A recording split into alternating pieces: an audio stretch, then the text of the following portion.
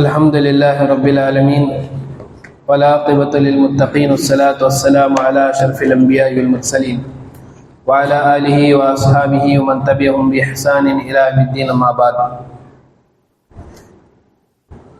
ಸರ್ವಸ್ತುತಿಗಳು ಸಕಲ ಲೋಕಗಳ ಸೃಷ್ಟಿಕರ್ತನಾದ ಅಲ್ಲಾಹನಿಗೆ ಮೀಸಲು.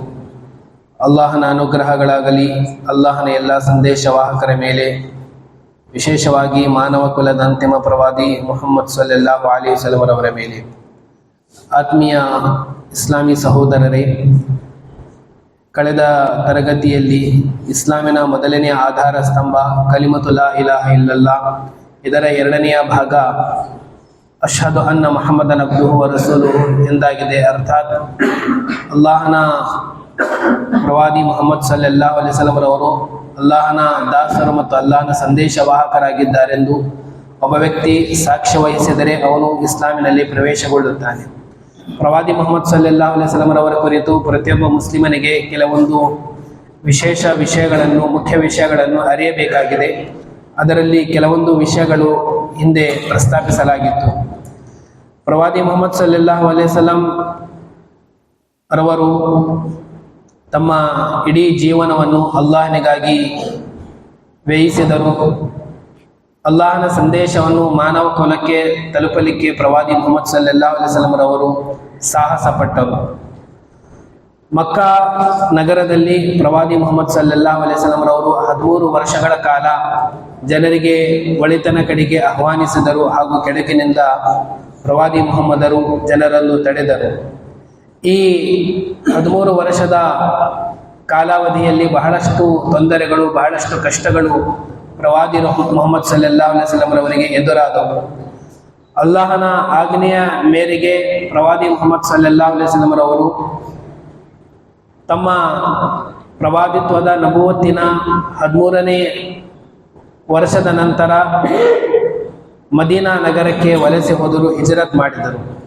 ಮತ್ತೆ ಪ್ರವಾದಿ ಮುಹಮ್ಮದ್ ಸಲ್ಲಲ್ಲಾಹು ಅಲೈಹಿ ವಸಲ್ಲಂ ರವರು ಈ ತಮ್ಮ ಮಕ್ಕಾ ನಗರದ ನಂತರ ಮದೀನಾ ನಗರದಲ್ಲಿ 10 ವರ್ಷಗಳ ಕಾಲ ಜೀವನವನ್ನು ನಡೆಸಿದರು, ಅಲ್ಲಿ ಜೀವಿಸಿದರು.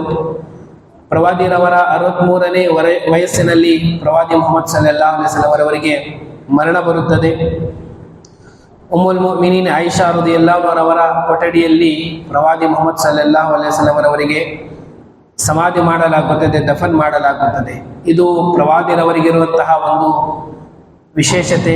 ಅಂದರೆ ಯಾವ ಒಬ್ಬ ಸಂದೇಶವಾಹಕ, ಒಬ್ಬ ರಸೂಲ್, ಒಬ್ಬ ನಬಿ ಯಾವ ಸ್ಥಾನದಲ್ಲಿ, ಯಾವ ಜಾಗದಲ್ಲಿ ಅವರು ಮರಣ ಹೊಂದುತ್ತಾರೆಯೋ ಅದೇ ಜಾಗದಲ್ಲಿ ಅವರಿಗೆ ದಫನ್ ಮಾಡಲಾಗುತ್ತದೆ. ಪ್ರವಾದಿ ಮುಹಮ್ಮದ್ ಸಲ್ಲಲ್ಲಾಹು ಅಲೈಹಿ ವಸಲ್ಲಂ ಅವರು ಇಡೀ ಮಾನವ ಕುಲಕ್ಕೆ ಅಲ್ಲಾಹನ ಬಳಿಯಿಂದ ಬಂದಿರುವಂತಹ ಇಸ್ಲಾಮಿನ ನೈಜ ಸಂದೇಶಗಳನ್ನು ಜನರಿಗೆ ತಲುಪಿಸಿದರು. ಮತ್ತೆ ಹಜ್ಜತುಲ್ ವಿದಾ ಸಂದರ್ಭದಲ್ಲಿ ಪ್ರವಾದಿ ಮುಹಮ್ಮದ್ ಸಲ್ಲಲ್ಲಾಹು ಅಲೈಹಿ ವಸಲ್ಲಂ ರವರು ತಮ್ಮ ಸಂಗಡಿಗರು ಸಹಾಬಾಗಳನ್ನು ಉದ್ದೇಶಿಸಿ ಕೇಳಿದರು, ಏನು ನಾನು ನಿಮಗೆ ಅಲ್ಲಾಹನ ಸಂದೇಶವನ್ನು ತಲುಪಿಸಿರುವೆನೆ? ಹಲ್ ಬಲ್ಲಗ್ತು, ನಾನು ಅಲ್ಲಾಹನ ಸಂದೇಶ ನಿಮಗೆ ಸಂಪೂರ್ಣವಾಗಿ ನಿಮಗೆ ತಲುಪಿಸಿದ್ದೇನೆ ಎಂದು ಕೇಳಿದಾಗ ಎಲ್ಲ ಸಹಾಬಿಗಳು ಹೇಳಿದರು, ಖಂಡಿತವಾಗಿಯೂ ಅಲ್ಲಾಹನ ಪ್ರವಾದಿರವರೇ, ನೀವು ಅಲ್ಲಾಹನ ಬಳಿಯಿಂದ ಬಂದಿರುವಂತಹ ಅಮಾನತ್ತನ್ನು ನೀವು ಪ್ರಾಮಾಣಿಕತೆಯಿಂದ ನಮಗೆ ತಲುಪಿಸುವಿರಿ. ಅರ್ಥಾತ್ ಅಂದರೆ ಪ್ರವಾದಿ ಮುಹಮ್ಮದ್ ಸಲ್ಲಲ್ಲಾಹು ಅಲೈಹಿ ವಸಲ್ಲಂ ಅವರ ಜೀವನದಲ್ಲಿ ಇಸ್ಲಾಂ ಧರ್ಮವು ಸಂಪೂರ್ಣಗೊಂಡಿದೆ. ಅಲ್ಯೌಮ ಅಕ್ಮಲ್ತು ಲಕುಂ ದೀನಕುಂ ವ ಅತ್ಮಮ್ತು ಅಲೈಕುಂ ನಿಅಮತಿ ವ ರದೀತು ಲಕುಂ ಅಲ್ ಇಸ್ಲಾಮ ದೀನ. ಅಲ್ಲಾಹನು ಹೇಳುವುದು, ಇಂದಿನ ದಿನದಂದು ನಾನು ನಿಮ್ಮ ಧರ್ಮವನ್ನು ನಿಮಗೆ ಸಂಪೂರ್ಣಗೊಳಿಸಿದ್ದೇನೆ ಮತ್ತು ಇಸ್ಲಾಂ ಧರ್ಮದಿಂದ ನಾನು ಸಂತೃಪ್ತನಾಗಿದ್ದೇನೆ.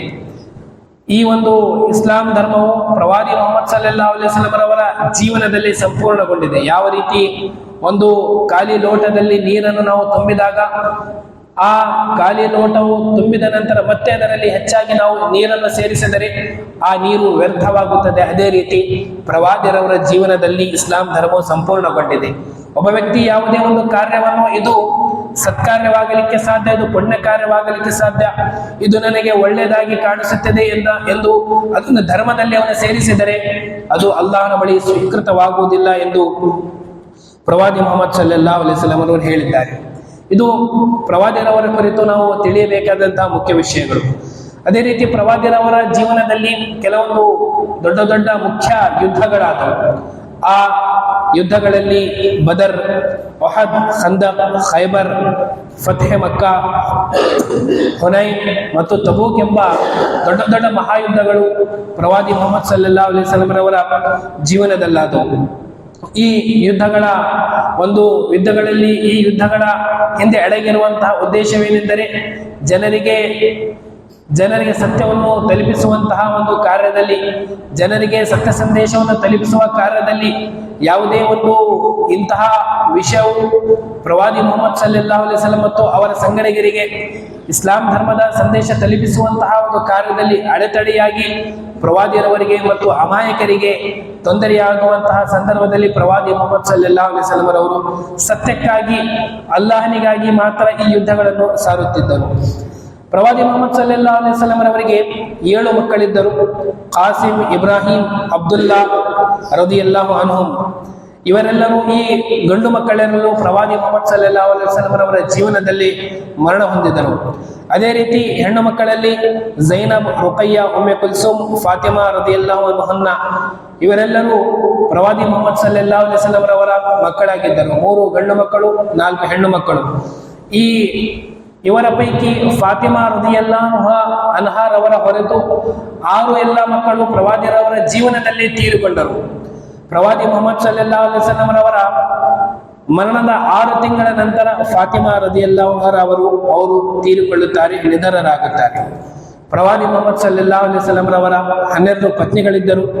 ಖದೀಜಾ ರದಿಯಲ್ಲಾಹು ಅನ್ಹಾ, ಆಯಿಷಾ ರದಿಯಲ್ಲಾಹು ಅನ್ಹಾ, ಸೌದಾ ರದಿಯಲ್ಲಾಹು ಅನ್ಹಾ, ಹಫ್ಸಾ, ಝೈನಬ್, ಹಲಾಲಾ, ಉಮ್ಮೆ ಸಲಮಾ, ಝೈನಬ್ ಬಿಂತೆ ಜಹಶ್, ಜುವೈರಿಯಾ ಬಿಂತೆ ಹಾರಿಸ್, ಸಫಿಯಾ ಬಿಂತೆ ಹೊಯ್, ಉಮ್ಮೆ ಹಬೀಬಾ, ರೈಹಾನಾ ಬಿಂತೆ ಝೈದ್ ಮತ್ತೆ ಮೈಮುನಾ ಬಿಂತೆ ಹಾರಿಸ್ ರದಿಯಲ್ಲಾಹು ಅನ್ಹುನ್ನ ಇವರೆಲ್ಲರೂ ಪ್ರವಾದಿ ಮುಹಮ್ಮದ್ ಸಲ್ಲಲ್ಲಾಹು ಅಲೈಹಿ ವಸಲ್ಲಂ ರವರ ಪತ್ನಿಯರಾಗಿದ್ದರು. ಪ್ರವಾದಿ ಮುಹಮ್ಮದ್ ಸಲ್ಲಲ್ಲಾಹು ಅಲೈಹಿ ವಸಲ್ಲಂ ರವರ ಎಲ್ಲಾ ಪತ್ನಿಯರು ಸತ್ಯವಿಶ್ವಾಸಗಳ ಪೈಕಿ, ಅವರು ಸತ್ಯವಿಶ್ವಾಸಗಳಿಗೆ ತಾಯಂದಿರ ಒಂದು ಸ್ಥಾನಮಾನ ಅವರಿಗಿದೆ. ಅವರು ನಮ್ಮ ಮಾತೆಯರಾಗಿದ್ದಾರೆ ಎಂದು ಪವಿತ್ರ ಕುರಾನ್ ನಮಗೆ ಕಲಿಸುತ್ತದೆ.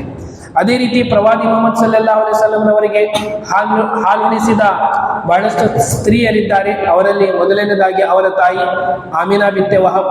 ಅದೇ ರೀತಿ ಪ್ರವಾದಿ ಮುಹಮ್ಮದ್ ಸಲ್ಲಲ್ಲಾಹು ಅಲೈಹಿ ವಸಲ್ಲಂ ರವರ ಚಿಕ್ಕಪ್ಪನ ಒಬ್ಬ ಗುಲಾಮಗಿರಿಯಲ್ಲಿ ಇರುವಂತಹ ಓರ್ವ ಹೆಣ್ಣು ಮಕ್ಕಳು ಹಲೀಮಾ ಬಿಂತೆ ಅಬು ಜುಹೈಬ್ ಸಾದಿಯಾ ರದಿಯಲ್ಲಾಹು ಅನ್ಹಾ. ಇವರು ಇಸ್ಲಾಂ ಸ್ವೀಕರಿಸಿದ್ದರು. ಹಲೀಮಾ ಸಾದಿಯಾ ಎಂಬ ಹೆಸರಿನಿಂದ ಇವರು ಖ್ಯಾತಿಯನ್ನು ಪಡೆದಿದ್ದಾರೆ. ಅದೇ ರೀತಿ ಪ್ರವಾದಿ ಮುಹಮ್ಮದ್ ಸಲ್ಲಲ್ಲಾಹು ಅಲೈಹಿ ವಸಲ್ಲಂ ರವರಿಗೆ ಮೊಟ್ಟ ಮೊದಲನೇದಾಗಿ ಅವತೀರ್ಣವಾಗಿರುವಂತಹ ಪವಿತ್ರ ಕುರಾನಿನ ಸೂಕ್ತಿ ಅದು ಸೂರತುಲ್ ಅಲಕ್ನ ಪ್ರಾರಂಭಿಕ 5 ಸೂಕ್ತಿಗಳಾಗಿವೆ. ಇಕ್ರಾ ಬಿಸ್ಮಿ ರಬ್ಬಿಕಲ್ಲದಿ ಖಲಕ್, ಖಲಕಲ್ ಇನ್ಸಾನ ಮಿನ್ ಅಲಕ್, ಇಕ್ರಾ ವರಬ್ಬುಕಲ್ ಅಕ್ರಮ್ ಅಲ್ಲದಿ ಅಲ್ಲಮ ಬಿಲ್ ಕಲಂ, ಅಲ್ಲಮಲ್ ಇನ್ಸಾನ ಮಾ ಲಮ್ ಯಅಲಮ್. ಪ್ರವಾದಿ ಮುಹಮ್ಮದ್ ಸಲ್ಲಲ್ಲಾಹು ಅಲೈಹಿ ವಸಲ್ಲಂ ರವರ ಚಾರಿತ್ರೆ, ಪ್ರವಾದಿ ಮುಹಮ್ಮದ್ ಸಲ್ಲಲ್ಲಾಹು ಅಲೈಹಿ ವಸಲ್ಲಂ ರವರ ನಡವಳಿಕೆ ಮತ್ತು ಸ್ವಭಾವ ಯಾವ ರೀತಿ ಇತ್ತೆಂದರೆ, ಪವಿತ್ರ ಕುರಾನ್ ಸ್ವತಃ ಪ್ರವಾದಿರವರ ಸ್ವಭಾವಕ್ಕೆ, ಗುಣನಡತೆಯ ಕುರಿತು ಸಾಕ್ಷಿ ನೀಡುತ್ತದೆ. ಇನ್ನಕ ಲಅಲಾ ಖುಲುಕಿನ್ ಅಜೀಮ್, ಓ ಅಲ್ಲಾಹನ ಸಂದೇಶವಾಗರೆ ನೀವು ಸ್ವಭಾವದ, ನಡವಳಿಕೆಯ, ಚಾರಿತ್ರದ ಅತ್ಯಂತ ಉನ್ನತ ಮಟ್ಟದಲ್ಲಿದ್ದೀರಿ ಎಂದು ಪವಿತ್ರ ಕುರಾನ್ ಹೇಳುತ್ತದೆ. ಅದೇ ರೀತಿ ಉಮ್ಮುಲ್ ಮುಅ್ಮಿನೀನ್ ಆಯಿಷಾ ರದಿಯಲ್ಲಾಹು ಅನ್ಹಾ ಪ್ರವಾದಿ ಮುಹಮ್ಮದ್ ಸಲ್ಲಲ್ಲಾಹು ಅಲೈಹಿ ವಸಲ್ಲಂ ರವರ ನಡತೆ, ಚಾರಿತ್ರ್ಯ ಕುರಿತು ಹೇಳುತ್ತಾರೆ. ಕಾನ ಖುಲುಖುಹು ಅಲ್ ಕುರ್ಆನ್, ಪ್ರವಾದಿರವರ ಚಾರಿತ್ರ್ಯ ಅದು ಸಂಪೂರ್ಣ ಕುರಾನಿನಂತಾಗಿತ್ತು. ಕುರಾನಿನ ಜೆರಾಕ್ಸ್ ನಾವು ನೋಡಬೇಕೆಂದಾದರೆ ಪ್ರವಾದಿ ಮುಹಮ್ಮದ್ ಸಲ್ಲಲ್ಲಾಹು ಅಲೈಹಿ ವಸಲ್ಲಂ ರವರ ಜೀವನ, ಕುರಾನಿನ ಕನ್ನಡಿಯನ್ನು ನಾವು ನೋಡಬೇಕೆಂದಾದರೆ ಅದು ಪ್ರವಾದಿ ಮುಹಮ್ಮದ್ ಸಲ್ಲಲ್ಲಾಹು ಅಲೈಹಿ ವಸಲ್ಲಂ ರವರ ಜೀವನ. ಎಲ್ಲಾ ರೀತಿಯ ಕುರಾನ್ ಪ್ರಸ್ತಾಪಿಸುವಂತಹ ಎಲ್ಲಾ ಉತ್ತಮ ನಡತೆಗಳು, ಉತ್ತಮ ಚಾರಿತ್ರ್ಯಗಳು ಪ್ರವಾದಿ ಮುಹಮ್ಮದ್ ಸಲ್ಲಲ್ಲಾಹು ಅಲೈಹಿ ವಸಲ್ಲಂ ರವರ ಜೀವನದಲ್ಲಿ ಅಡಗಿದವು. ಸಹೋದರರೇ, ಇದು ಪ್ರವಾದಿ ಮುಹಮ್ಮದ್ ಸಲ್ಲಲ್ಲಾಹು ಅಲೈಹಿ ವಸಲ್ಲಂ ರವರ ಕುರಿತು ಇರುವಂತಹ ಬಹಳ ಸಂಕ್ಷಿಪ್ತವಾದಂತಹ ವಿಷಯಗಳು. ಪ್ರತಿಯೊಬ್ಬ ಮುಸ್ಲಿಮನಿಗೆ ನಾವು ನಮ್ಮ ಪ್ರವಾದಿಯವರಿಗೆ ನಮ್ಮ ಜೀವಕ್ಕಿಂತ ಹೆಚ್ಚಾಗಿ ನಾವು ಪ್ರೀತಿಸುತ್ತೇವೆ ಎಂಬುದು ನಮ್ಮ ದಾವಿಯಾಗಿದೆ. ಅದು ಮೆರವಣಿಗೆಯಲ್ಲಿ ಆಗಬಾರದು, ಬದಲಾಗಿ ನಮ್ಮ ಜೀವನದಲ್ಲಿ ಆಗಬೇಕು. ನಾವು ಪ್ರವಾದಿಯವರ ಕುರಿತು ಅರಿಯಬೇಕು. ಏಕೆ ಅರಿಯಬೇಕೆಂದರೆ ಇಬ್ನುಲ್ ಕಯ್ಯಿಮ್ ರಹಮತುಲ್ಲಾಹಿ ಅಲೈಹಿ ಎಂಬ ಅತ್ಯಂತ ಒಬ್ಬ ದೊಡ್ಡ ವಿದ್ವಾಂಸರು ಹೇಳುತ್ತಾರೆ, ಪ್ರವಾದಿ ಮುಹಮ್ಮದ್ ಸಲ್ಲಲ್ಲಾಹು ಅಲೈಹಿ ವಸಲ್ಲಂ ರವರು ಒಬ್ಬ ವ್ಯಕ್ತಿಯ ಐಹಿಕ ಜೀವನ ಮತ್ತು ಪಾರಾತ್ರಿಕ ಜೀವನ, ಪರಲೋಕ ಜೀವನದ ಯಶಸ್ಸಿಗಾಗಿ ಪ್ರವಾದಿ ಮುಹಮ್ಮದ್ ಸಲ್ಲಲ್ಲಾಹು ಅಲೈಹಿ ವಸಲ್ಲಂ ರವರು ಜನರಿಗೆ ಮಾರ್ಗದರ್ಶನವನ್ನು ನೀಡಿದರು. ಒಬ್ಬ ವ್ಯಕ್ತಿ ಈ ಭೂಲೋಕ ಜೀವನದಲ್ಲಿ ಮತ್ತು ಪರಲೋಕ ಜೀವನದಲ್ಲಿ ಅವನು ವಿಜಯಶಾಲಿಯಾಗಬೇಕೆಂದಾದರೆ, ಅವನು ಯಶಸ್ವಿಗೊಳ್ಳಬೇಕೆಂದಾದರೆ ಅವನು ಪ್ರವಾದಿ ಮುಹಮ್ಮದ್ ಸಲ್ಲಲ್ಲಾಹು ಅಲೈಹಿ ವಸಲ್ಲಂ ರವರು ತೋರಿಸುವಂತಹ ಮಾರ್ಗ, ಪ್ರವಾದಿರವರ ದಾರಿ ಮತ್ತು ಅದೇ ರೀತಿ ಪ್ರವಾದಿರವರ ಚರಿತ್ರೆ, ಪ್ರವಾದಿ ಮುಹಮ್ಮದ್ ಸಲ್ಲಲ್ಲಾಹು ಅಲೈಹಿ ವಸಲ್ಲಂ ರವರ ವ್ಯವಹಾರಗಳು, ಪ್ರವಾದಿರವರ ಸ್ವಭಾವಗಳು, ಪ್ರವಾದಿರವರ ಚರಿತ್ರೆ ಅವನು ಅರಿಯಬೇಕಾಗಿದೆ. ಏಕೆಂದರೆ ಅವನು ಅರಿಯಲಿಲ್ಲದಿದ್ದರೆ ಅವನು ಅಜ್ಞಾನಿಗಳಲ್ಲಾಗುತ್ತಾನೆ ಮತ್ತು ಅಜ್ಞಾನಿ ವ್ಯಕ್ತಿಗಳಿಗೆ ಯಾವುದೇ ರೀತಿಯ ನೇರ ಮಾರ್ಗ ಸಿಗಲಿಕ್ಕೆ ಎಂದಿಗೂ ಸಾಧ್ಯವಿಲ್ಲ. ಒಬ್ಬ ವ್ಯಕ್ತಿ ಪ್ರವಾದಿ ಮುಹಮ್ಮದ್ ಸಲ್ಲಲ್ಲಾಹು ಅಲೈಹಿ ವಸಲ್ಲಂ ರವರನ್ನು ಪ್ರೀತಿಸುತ್ತಾನೆ ಎಂದು ಅವನು ದಾವೆ ಮಾಡಿದರೆ, ಅವನ ನಾಲಿಗೆಯಿಂದ ಅವನು ಈ ಮಾತನ್ನು ಹೇಳಿದರೆ, ಅವನು ಪ್ರವಾದಿ ಮುಹಮ್ಮದ್ ಸಲ್ಲಲ್ಲಾಹು ಅಲೈಹಿ ವಸಲ್ಲಂ ರವರ ಜೀವನದ ಕುರಿತು ಅರಿಯಲೇಬೇಕಾಗಿದೆ. ಏಕೆಂದರೆ ಈ ಭೂಲೋಕದಲ್ಲಿ 3 ವಿಧದ ಜನಗಳಿವೆ. ಕೆಲವೊಬ್ಬರು ದೀನಿನ ವಿಷಯದಲ್ಲಿ, ಧರ್ಮದ ವಿಷಯದಲ್ಲಿ ಅಲಕ್ಷ್ಯವನ್ನು ವಹಿಸುತ್ತಾರೆ. ಇನ್ನು ಕೆಲವರು ಧರ್ಮಕ್ಕೆ ತಕ್ಕಂತೆ ಅದರ ಹಕ್ಕನ್ನು ನಿರ್ವಹಿಸಲಿಕ್ಕೆ ಅವರು ಪ್ರಯತ್ನಿಸುತ್ತಾರೆ. ಇನ್ನು ಕೆಲವೊಬ್ಬರು ಧರ್ಮದ ವಿಷಯದಲ್ಲಿ ಪ್ರವಾದಿ ಮುಹಮ್ಮದ್ ಸಲ್ಲಲ್ಲಾಹು ಅಲೈಹಿ ವಸಲ್ಲಂ ಅವರ ಜೀವನದ ಕುರಿತು ಅರಿಯಲಿಕ್ಕೆ ಅವರು ಪ್ರಯತ್ನ ಮಾಡುವುದಿಲ್ಲ. ಅವರು ವಂಚಿತರಾಗಿದ್ದಾರೆ. ಅಲ್ಲಾಹನ ಬಳಿ ಜ್ಞಾನ ನೀಡುವಂತಹ ಸೌಭಾಗ್ಯ ಕೇವಲ ಅಲ್ಲಾಹನಿಗೆ ಮಾತ್ರವಿದೆ. ನಾವು ಅಲ್ಲಾಹನ ಬಳಿ ಈ ಭೂಲೋಕದಲ್ಲಿ ಬೇಡುವಂತಹ ಪ್ರತಿಯೊಂದು ವಿಷಯಕ್ಕಿಂತ ಅಲ್ಲಾಹನ ಬಳಿ ಬೇಡುವಂತಹ ವಸ್ತು ಅದು ಜ್ಞಾನವಾಗಿದೆ. ಅಲ್ಲಾಹನು ತನ್ನ ಪ್ರವಾದಿಗೆ ಯಾವುದೇ ವಸ್ತುವಿನಲ್ಲಿ ನೀವು ಹೆಚ್ಚಾಗಿ ಬೇಡಬೇಕೆಂದು ಕಲಿಸಿಲ್ಲ. ಕೇವಲ ಮಾತ್ರ ವಿದ್ಯೆಯಲ್ಲಿ, ಕಲಿಕೆಯಲ್ಲಿ ಅಲ್ಲಾಹನು ಪ್ರವಾದಿರವರಿಗೆ ಹೇಳಿದ್ದು ವಖುರ್ ರಬ್ಬಿ ಜಿದ್ನಿ ಇಲ್ಮಾ, ಓ ಪ್ರವಾದಿರವರೇ, ಓ ಅಲ್ಲಾಹನೇ ನನಗೆ ಜ್ಞಾನವನ್ನು ಹೆಚ್ಚಾಗಿ ನೀಡು ಎಂದು ನೀವು ಪ್ರಾರ್ಥಿಸಿರಿ. ಈ ಜ್ಞಾನವನ್ನು ಬೇಡಲಿಕ್ಕೆ, ಜ್ಞಾನವನ್ನು ಹೆಚ್ಚಾಗಿ ಪಡೆಯಲಿಕ್ಕೆ ಅಲ್ಲಾಹನು ಪ್ರವಾದಿರವರಿಗೆ ಒಂದು ಪ್ರಾರ್ಥನೆ, ದುಆವನ್ನು ಕಲಿಸಿದನು. ಆದ ಕಾರಣದಿಂದಾಗಿ ನಾವು ನಮ್ಮ ಜೀವನವನ್ನು ಯಶಸ್ವಿಗೊಳಿಸಬೇಕೆಂದಾದರೆ, ನಮ್ಮ ಐಹಿಕ ಜೀವನದಲ್ಲಿ ನೆಮ್ಮದಿ, ಶಾಂತಿ, ಸುಖ ನಮಗೆ ಬೇಕೆಂದಾದರೆ, ಪರಲೋಕದಲ್ಲಿ ನಾವು ಸ್ವರ್ಗ ಸೇರಬೇಕೆಂದಾದರೆ ನಾವು ಪ್ರವಾದಿ ಮುಹಮ್ಮದ್ ಸಲ್ಲಲ್ಲಾಹು ಅಲೈಹಿ ವಸಲ್ಲಂ ರವರ ಆದೇಶಗಳನ್ನು, ಪ್ರವಾದಿರವರ ಚರಿತ್ರೆಯನ್ನು ನಾವು ಅರಿಯಲೇಬೇಕಾಗಿದೆ. ಅಲ್ಲಾಹು ನಮ್ಮೆಲ್ಲರನ್ನು ಪ್ರವಾದಿರವರ ಜೀವನ ಚರಿತ್ರೆಯನ್ನು ಅರಿಯುವಂತಹ ತೌಫೀಕನ್ನು ಅಲ್ಲಾಹು ದಯಪಾಲಿಸಲಿ. ಆಮೀನ್. ವಾಖಿರು ದಅವಾನಾ ಅಲ್ಹಮ್ದುಲಿಲ್ಲಾಹಿ ರಬ್ಬಿಲ್ ಆಲಮೀನ್.